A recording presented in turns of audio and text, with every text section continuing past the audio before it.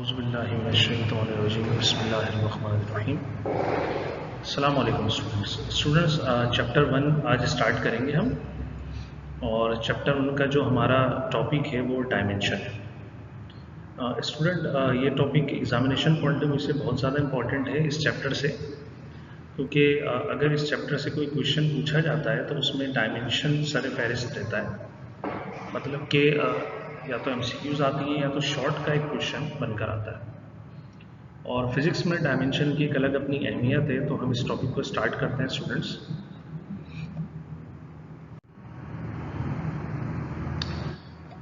Student, सबसे पहले देखते हैं व्हाट इज डायमेंशन। डायमेंशन है क्या? तो डायमेंशन हमें कई बातें बताती है। जैसे हमने पहली जो सेंटेंस लिखा है उसमें लिखा है dimension has special meaning in physics.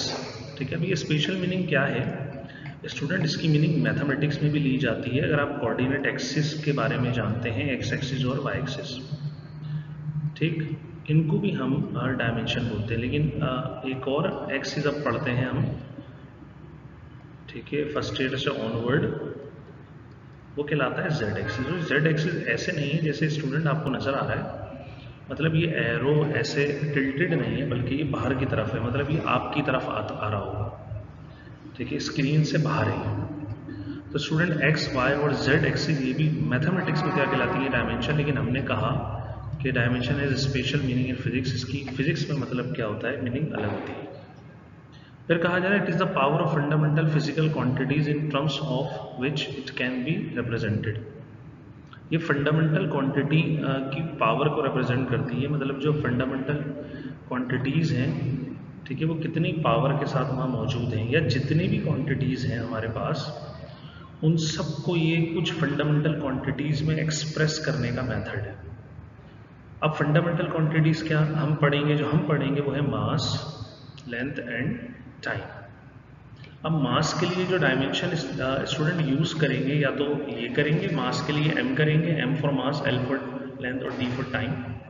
और अगर कहीं पर यूनिट्स से हमारा वास्ता पड़ जाता है तो किलोग्राम आ जाए तो किलोग्राम की जगह भी हम क्या पुट कर देंगे? m पुट कर देंगे। इसी तरह अगर मीटर आ जाए तो इस मीटर की जगह भी हम क्या पुट करेंगे? लेंथ हमें पता है, मीटर लेंथ की यूनिट है।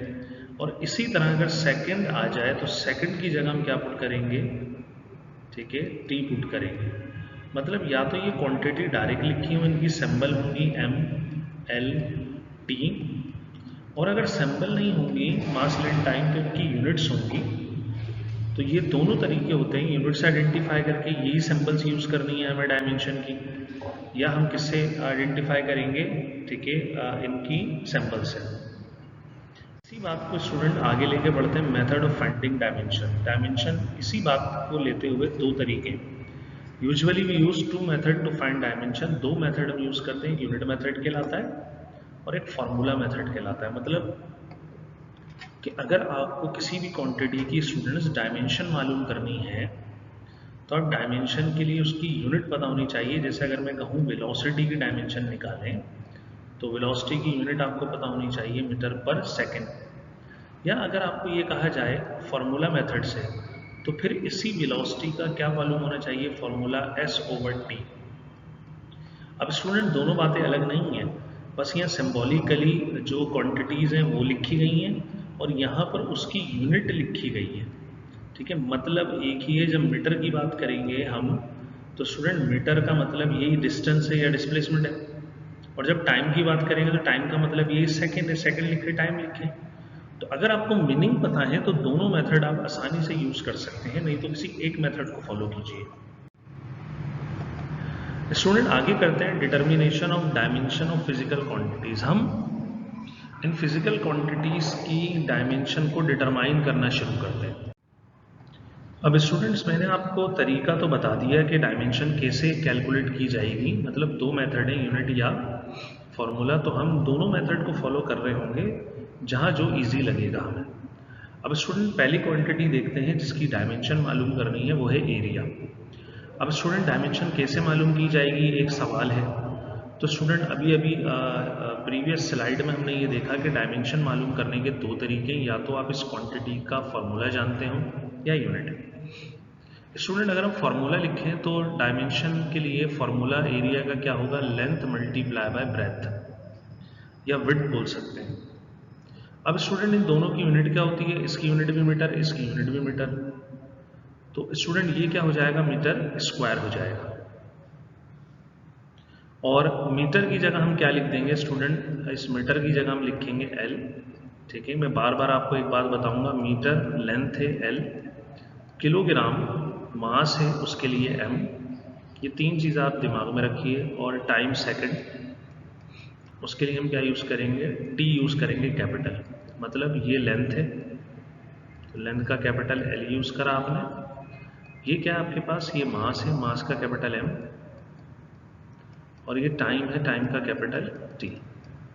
तो अब ये भी बताया था स्टूडेंट, यूनिट हो या क्वांटिटी लिखी हो तो हम इस तरह यूज़ करते हैं। नेक्स्ट स्टूडेंट है वॉल्यूम। अगर वॉल्यूम का फॉर्मूला देखा जाए तो वॉल्यूम के फॉर्मूले में यहाँ लेंथ और ब्रेथ के साथ एक चीज़ और ऐड कर दी जाती है, वो क्या है स्टूडेंट्स, वो है हाइट। तो ये हो जाएगा स्टूडेंट एम, बी और एच। अगर आप गौर से देखें तो लेंथ, ब्रेथ और हाइट तीनों की जो यूनिट होती है मीटर होती है, और अगर आप मीटर तीनों की जगह एल पुट करेंगे तो ये हो जाएगा एल क्यूब, मतलब ऐसे पुट किया गया एल एल इंटू एल, ये तीनों मल्टीप्लाई होकर क्या बन गए, एल क्यूब। तो वॉल्यूम के डायमेंशन क्या निकली, एल क्यूब निकल गई। स्टूडेंट आगे बढ़ते हैं और आगे बढ़ने के बाद स्पीड या वेलोसिटी की डायमेंशन कैलकुलेट करते हैं। अब दोबारा रिकॉल कीजिए फॉर्मूला या यूनिट। तो स्टूडेंट इसकी यूनिट होती है मीटर पर सेकेंड, या फॉर्मूला होता है एस ओवर टी। एक ही बात है, इसकी यूनिट लिखी हुई है मैंने यहाँ पर। अब ये डिस्टेंस है, डिस्टेंस क्या होती है, लेंथ। ठीक है, किसी भी एक जगह से दूसरी जगह का जो डिस्टेंस या डिस्प्लेसमेंट होता है पॉइंट ए से पॉइंट बी तक का जो डिस्प्लेसमेंट होगा इन एक्चुअल ये लेंथ होती है। ठीक है, इसकी डायमेंशन में हम क्या पुट कर देंगे, एल, और यहाँ पर एस सेकंड को शो कर रहा है तो सेकंड की डायमेंशन क्या करेंगे, टी। और वैसे तो स्टूडेंट ये डायमेंशन आपने कैलकुलेट कर ली, लेकिन हम ऐसे लिखते नहीं हैं। ठीक है, हम किस तरह लिखते हैं इसको, हम स्टूडेंट ये जो डिनोमिनेटर वाली वैल्यू होती है इनको नोमिनेटर में शिफ्ट करते हैं। तो डिनोमिनेटर में अगर आप गौर करें तो आपके पास t +1 पावर में है, ऊपर आकर क्या हो जाएगा, -1। स्टूडेंट एक बात और समझ लें, इसको ऐसे भी लिखा जाता है, मतलब तीनों टर्म में आप जो पढ़ लें उसके अंदर m, l और t डायमेंशन में आएगा। ये मास के लिए, लेंथ के लिए, टाइम के लिए। अब स्टूडेंट यहाँ पर दो तो दिख रहे हैं लेकिन तीसरा नहीं दिख रहा, लेकिन कंफ्यूज करने के लिए वो कैसे लिख देते हैं, m, तीनों लिखते हैं l, t। अब गौर करें l और t तो आ रहा है तो t पावर -1 है। अब m अगर आ गया तो ये एक्स्ट्रा तो नहीं आना चाहिए था, लेकिन वो इसको कैसे लिखते हैं, m पावर 0। अब आपको पता है m पावर 0 1 होता है, इसको यहाँ लिखें ना लिखें कोई फर्क नहीं पड़ता, लेकिन कंफ्यूज करने के लिए वो ऐसे भी लिख देते हैं और बोलते हैं बताएं वेलोसिटी की डायमेंशन क्या है। तो m0 LT -1 भी इसकी क्या है, डायमेंशन है। ऐसे लिखा जाए या इसको ऐसे लिखा जाए, ये दोनों मतलब क्या है स्टूडेंट्स, एक ही है। ठीक है, एक चीज और हमें पता लगी स्टूडेंट, जो मैंने हेडिंग प्लेस की है यहाँ पर, तो स्टूडेंट यहाँ पर एक चीज नोट करें, जो मैंने हेडिंग दी है वो क्या है, वो है स्पीड और वेलोसिटी। स्पीड और वेलोसिटी में जो मेजर डिफरेंस है स्टूडेंट वो क्या है, वो है डायरेक्शन का। मतलब अगर एक ही हेडिंग दे दी इधर और डायमेंशन हमने मालूम की, मतलब डायमेंशन हमने स्पीड या वेलोसिटी दोनों की मालूम की है, ये डायमेंशन दोनों की है, तो फिर इसका मतलब ये होता है कि डायमेंशन का डायरेक्शन का डायमेंशन को कोई इफेक्ट नहीं होता। तो यहाँ पर वही लिखा गया है, here we find dimension of speed and velocity, note that dimension doesn't effect by direction of physical quantity. जो डायमेंशन के ऊपर इफेक्ट हो रहा है कोई इफेक्ट नहीं होता, किसकी वजह का, किस चीज़ का, डायरेक्शन का कोई इफेक्ट नहीं होता। मतलब कि क्वांटिटी स्केलर हो, वेक्टर हो, इसका कोई फर्क नहीं पड़ता। हाँ, यूनिट सेम होनी चाहिए। तो आपने एक चीज़ नोट की होगी, इन दोनों की यूनिट क्या होती है, मीटर पर सेकेंड होती है। नेक्स्ट है स्टूडेंट एक्सेलरेशन। अगर आप एक्सेलरेशन देखें तो एक्सेलरेशन की यूनिट होती है मीटर पर सेकेंड स्क्वायर। अब स्टूडेंट मीटर पर सेकेंड स्क्वायर में मीटर क्या है, लेंथ है, तो इसकी जगह मैं एल पुट कर दूंगा। और सेकंड क्या है, टाइम, इसकी जगह मैं क्या पुट करूंगा, टी पुट करूंगा, और यहाँ स्क्वायर है तो यहाँ पर भी मैंने क्या प्लेस करा, स्क्वायर प्लेस कर दिया स्टूडेंट। ठीक, अब ये डायमेंशन तो निकल चुकी है, लेकिन जैसे मैंने पहले बताया कि डिनोमिनेटर में वैल्यू नहीं रखते, हम इसको शिफ्ट कर देंगे न्यूमिनेटर में, मतलब ऊपर लाएंगे। तो ये टी स्क्वायर ऊपर आकर क्या हो जाएगा, नेगेटिव स्क्वायर हो जाएगा, नेगेटिव पावर 2 हो जाएगी। तो ये आपके पास डायमेंशन आ गई एक्सेलरेशन की। गौर कीजिए स्टूडेंट, याद रखने की भी कोशिश कीजिए कि यहाँ पर वेलोसिटी की डायमेंशन और एक्सेलरेशन की डायमेंशन में सिर्फ एक फर्क है, वो क्या है, इधर एल टी माइनस 1 है, इधर एल टी माइनस 2 है, और इसको ऐसे भी लिखा जा सकता है m0 L T minus square, ऐसे भी लिखा जा सकता है। आगे बढ़ते हैं स्टूडेंट, नेक्स्ट जो फिफ्थ हम डायमेंशन मालूम करेंगे वो क्या करेंगे, लीनियर मोमेंटम। अब स्टूडेंट हमने इसको लीनियर मोमेंटम कहा, क्यों, क्योंकि हम फर्स्ट ईयर क्लास में दो तरह के मोमेंटम पढ़ेंगे। ये आप वही मोमेंटम है जो आप 10th क्लास में स्टडी करके आए, ठीक है, जिसका फॉर्मूला आपने पढ़ा था P is equals to mv, मतलब मास इनटू वेलोसिटी। हम एक और मोमेंटम आगे पढ़ेंगे, हो सकता है डायमेंशन भी इधर निकालें, वो कहलाता है एंगुलर मोमेंटम। तो पहले हम देखते हैं कि इस लीनियर मोमेंटम की डायमेंशन क्या होगी। तो फॉर्मूले के मुताबिक mv होगा। m स्टूडेंट यहाँ पर क्या है, मास है, तो हमने इसकी जगह m प्लेस करा। और वेलोसिटी की डायमेंशन क्या होती है, l अपॉन टी, क्योंकि वेलोसिटी का जो फॉर्मूला होता है v is equals to s over t. तो s डिस्टेंस की जगह l रख दिया और t की जगह, टाइम की जगह t रख दिया। तो फिर डायमेंशन आपकी कैलकुलेट हुई, क्या कैलकुलेट हुई स्टूडेंट, ml, t को ऊपर लेकर आएंगे -1, ये लीनियर मोमेंटम की डायमेंशन आ गई ml t -1। स्टूडेंट्स आगे बढ़े तो नेक्स्ट ही हम कवर करने जा रहे हैं किस चीज को, एंगुलर मोमेंटम को। अब स्टूडेंट अगर एंगुलर मोमेंटम देखा जाए तो ये आपने अभी स्टडी नहीं किया क्योंकि चैप्टर 1 है, इसको हम चैप्टर 5th में स्टडी करेंगे। हाँ, इसका फॉर्मूला होता है mvr। l शो कर रहा है एंगुलर मोमेंटम को, m शो कर रहा है मास को, v वेलोसिटी, और r पोजीशन वेक्टर या डिस्प्लेसमेंट या डिस्टेंस बोल सकते हैं आप इसको। अब स्टूडेंट m मास है, तो मास की जो डायमेंशन होती है वो m, वेलोसिटी की डायमेंशन हमें पता है l अपॉन टी, और डिस्टेंस या लेंथ की डायमेंशन r की l है। अब स्टूडेंट यहाँ पर m as it is l से मल्टीप्लाई हो गया, स्क्वायर टी ऊपर आके t पावर -1 हो गई। तो स्टूडेंट ये आपके पास जो डायमेंशन अब आई एंगुलर मोमेंटम की, ml square t -1। Next student हमारे पास क्या है, वो है फोर्स। तो स्टूडेंट फोर्स अगर आप देखें तो फोर्स का फॉर्मूला होता है ma। m स्टूडेंट क्या है यहाँ पर, मास, और a क्या है, एक्सेलरेशन। क्या हम इनकी डायमेंशन कैलकुलेट कर चुके हैं, बिल्कुल कर चुके हैं। m होगा हमारे पास, मास होगा m, और l एक्सेलरेशन की डायमेंशन थी l ओवर टी स्क्वायर। अगर इस स्क्वायर को ऊपर लाया जाए तो mlt -2, फोर्स की क्या आ गई स्टूडेंट, डायमेंशन आ गई। स्टूडेंट नेक्स्ट है हमारे पास वर्क, ठीक है। अब वर्क क्या होता है, वर्क होता है हमारे पास F इंटू एस। अब स्टूडेंट यहाँ पर एक मसला ये कि इस वर्क के फॉर्मूले में फोर्स की डायमेंशन आ रही है, तो अब सवाल ये इसको निकालें, बिल्कुल इसको रफ वर्क में निकाल दें। जैसे हमने साइड में लिखा वेयर, फोर्स की डायमेंशन हमने कुछ इस तरह निकाली थी, फोर्स होती है mn, तो मास की जगह हमने लिख दिया m, और एक्सेलरेशन की जगह l अपॉन टी स्क्वायर, और ये ऊपर आकर हो जाएगा mlt -2 के बराबर। इसको हम डायरेक्ट यहाँ पुट करेंगे स्टूडेंट, गौर से देखिए, f की जगह mlt -2, s डिस्टेंस है तो लेंथ, l पुट करा, l से मल्टीप्लाई होगा तो वर्क आ गया ml square t negative square के बराबर। तो ये वर्क की डायमेंशन आ गई स्टूडेंट। आगे बढ़ते हैं और देखते हैं टॉर्क। टॉर्क भी आपने स्टडी किया होगा, टर्निंग इफेक्ट ऑफ फोर्स या रोटेशनल इफेक्ट ऑफ फोर्स। अब स्टूडेंट टॉर्क का फॉर्मूला क्या होता है, टॉ इक्वल होता है, टाउ या टॉ से इसको रिप्रेजेंट करते हैं F into T.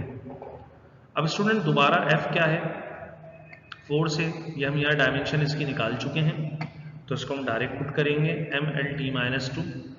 D moment arm होता है, डिस्प्लेसमेंट डिस्टेंस होता है, डिस्प्लेसमेंट होता है, तो इसकी जगह एल आ जाएगा। इसकी डायमेंशन भी क्या आ गई, m l square t minus 2। अब स्टूडेंट रुक कर यहाँ एक चीज नोट कीजिए, इन दोनों के डायमेंशन सेम है। इसका मतलब ये इन दोनों क्वांटिटी की नेचर सेम होगी। अगर आप टॉर्क की बात करें तो टॉर्क भी एक तरह का वर्क है, फोर्स लगाते हैं, ठीक है, और किसी एक्सिस के अराउंड में बॉडी रोटेट कर जाती है, मल्टीप्लाई बाय मोमेंट आर्म होता है। तो इधर भी वर्क किया जाता है, मतलब जो भी फोर्स अप्लाई की जाती है वो फोर्स वर्क करती है। दैट्स वाई इनकी डायमेंशन क्या नजर आ रही है आपको, सेम। ठीक,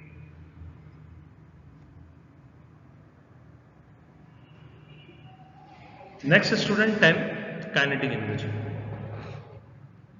काइनेटिक एनर्जी का स्टूडेंट फॉर्मूला होता है half m v square. Student half अपनी जगह पर, एम मास है, मास की डायमेंशन एम, और v जो होता है हमारे पास स्टूडेंट हमने पढ़ा था v की डायमेंशन होती है l ओवर t। और अगर इसकी जगह l अपॉन t रखा जाए तो क्योंकि यहाँ स्क्वायर है, जब हम स्क्वायरिंग करेंगे तो v स्क्वायर हो जाएगा l square over t square. तो इसके लिए यहाँ पर क्या आ गया, m l square over t square के बराबर आ गया। Student where half is constant in dimensionless, therefore we can neglect it. इसलिए हम इसको क्या कर सकते हैं, नेग्लेक्ट कर सकते हैं। मतलब कि नंबर अगर डायमेंशन से मल्टीप्लाई हो तो ये डायमेंशन की नेचर पे कोई फर्क नहीं डालता। जैसे मिसाल के तौर पे अगर मैं लिखूं 10 kg या मैं लिखूं 100 kg, तो स्टूडेंट एक बात बताइए, ये नंबर जो kg से मल्टीप्लाई हुआ, इससे क्या kg की नेचर चेंज हो गई? मतलब जब नंबर बढ़ाया तो ये kg नहीं रहा, ये किसी और क्वांटिटी में कन्वर्ट हो गया, मतलब मीटर बन गया, सेकंड बन गया, मीटर पर सेकंड बन गया। तो आप बोलेंगे नहीं। तो फिर इस नंबर से समझ में क्या आता है? इस नंबर से समझ में आता है अमाउंट। अगर यूनिट के साथ ये नंबर बड़ा होगा तो उस क्वांटिटी का अमाउंट क्या है, ज़्यादा है। अगर यूनिट के साथ ये नंबर छोटा होगा तो उस क्वांटिटी का अमाउंट क्या है, कम है। लेकिन क्वांटिटी गौर कीजिए वही रहेगी, ठीक, क्वांटिटी में कोई फर्क नहीं पड़ेगा। इसलिए यहाँ 1/2 एक कांस्टेंट है, ये मल्टीप्लाई करके सिर्फ आगे वाली वैल्यू की क्या चेंज कर सकता है, ये अमाउंट को चेंज कर सकता है, नेचर को चेंज नहीं करेगा। इसलिए इसको अगर नहीं भी लिखते तो कोई फर्क नहीं पड़ेगा। तो फिर डायमेंशन आपकी कन्वर्ट होगी स्टूडेंट, ये हाफ मैंने रिमूव करा, नेग्लेक्ट करा, m अपनी जगह पर, l स्क्वायर और t ऊपर आकर हो जाएगा t माइनस 1 के बराबर, 3 माइनस 2। तो m l square t minus 2 इसकी क्या आ गई स्टूडेंट, ठीक है, इसकी डायमेंशन आ गई। एक चीज और नोट कीजिए, यहां पर भी इसकी डायमेंशन वही है जो किसकी है, वर्क। तो स्टूडेंट कोई भी एनर्जी की जब आप डायमेंशन निकालेंगे वो वर्क वाली ही आएगी। क्यों? क्योंकि एनर्जी होती ही क्या है, ability of doing, ability of doing work.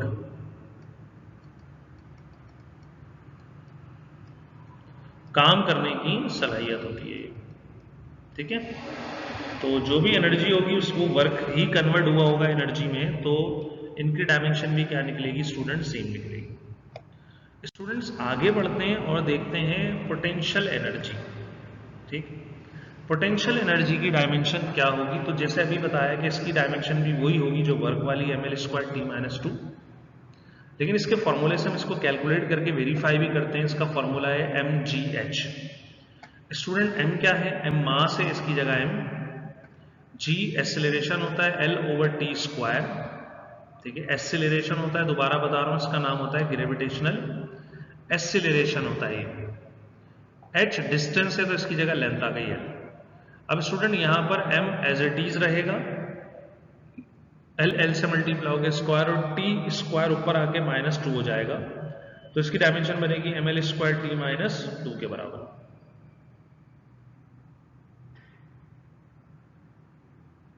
Student next है प्रेशर।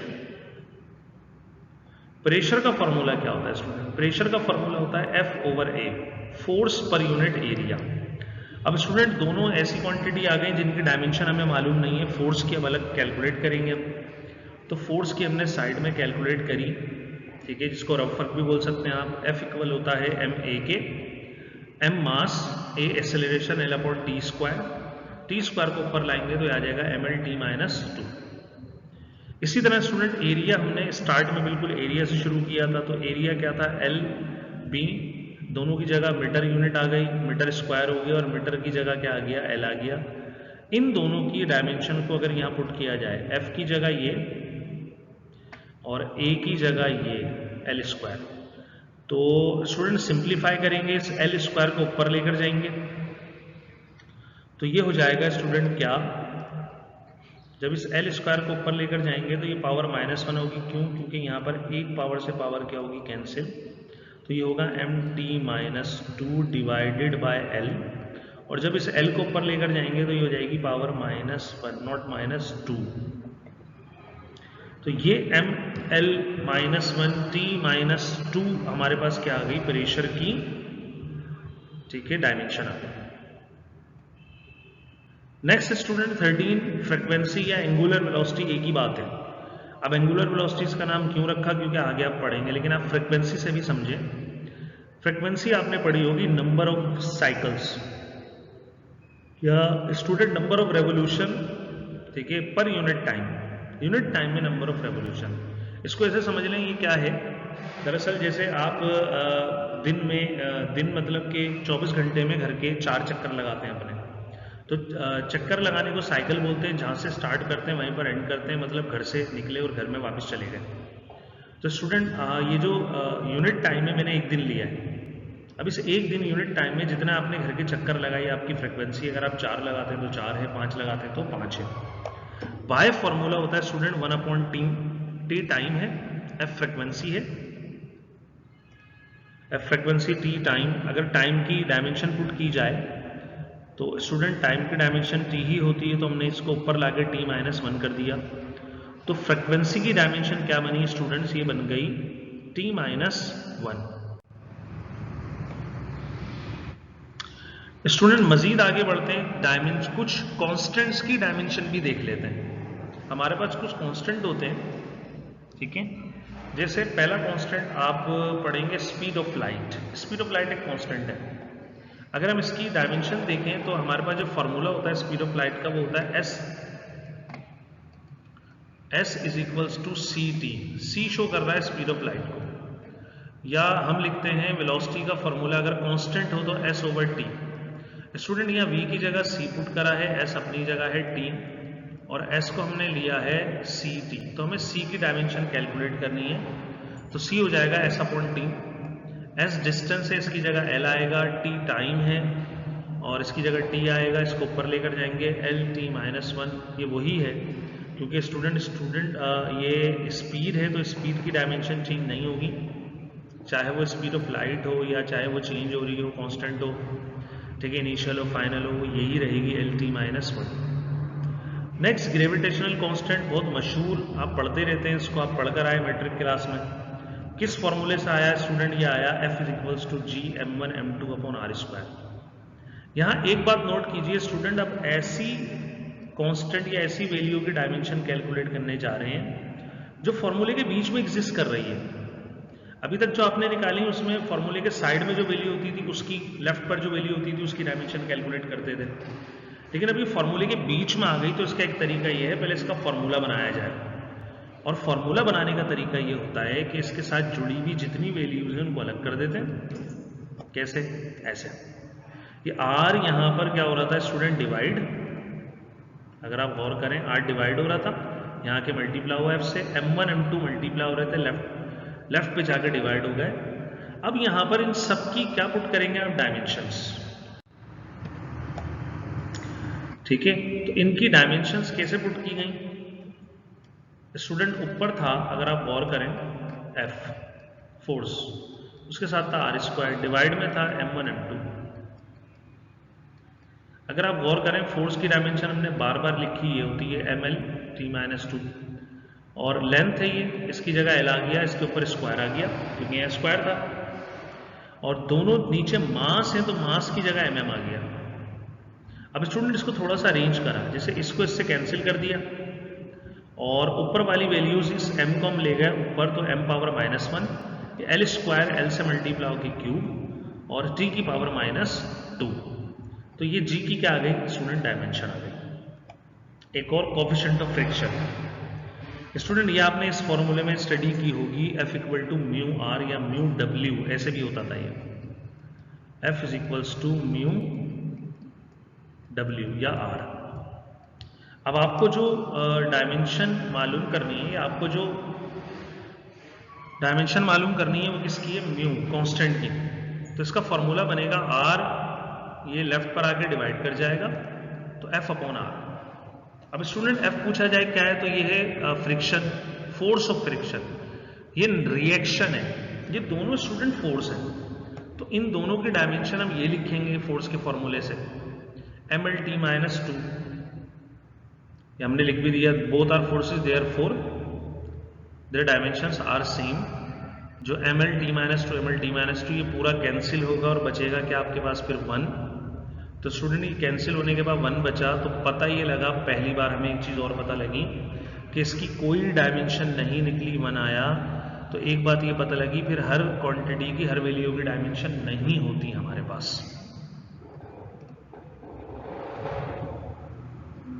स्टूडेंट्स एक और देखेंगे, since coefficient of friction is dimension less, इसलिए हम इसको क्या बोलते हैं स्टूडेंट, डायमेंशन लेस क्वांटिटी कहते हैं। नेक्स्ट स्प्रिंग कांस्टेंट हो सकता है आपने हुक्स लॉ में इसका नाम सुना हो। फॉर्मूला क्या था, फॉर्मूला था student F is equals to kx, minus लगाते थे डायरेक्शन की वजह से, और आपको पता है डायमेंशन में हम असल में फॉर्मूला ऐसे लिखा जाता है F is equals to -kx। हम यहाँ पर डायरेक्शन माइनस डायरेक्शन की वजह से लगाते हैं और हम डायरेक्शन को डायमेंशन में डिस्कस नहीं करते। k स्टूडेंट स्प्रिंग कांस्टेंट है, इसकी डायमेंशन हमें कैलकुलेट करनी है। तो फॉर्मूला बनेगा क्या, x लेफ्ट पे आके डिवाइड करेगा तो F अपॉन x हो जाएगा। F की डायमेंशन क्या होती है, साइड में मैंने दोबारा लिख दी, mlt -2, x डिस्टेंस है तो ये l होगा। F की जगह स्टूडेंट ये आ गया ऊपर, ये वैल्यू, और x डिस्टेंस से l आया, l से l क्या हो गया स्टूडेंट, कैंसिल। तो फिर इसकी डायमेंशन क्या बनी, mt पावर -2। तो ये हमारे पास स्प्रिंग कांस्टेंट की स्टूडेंट क्या बन गई, डायमेंशन बन गई।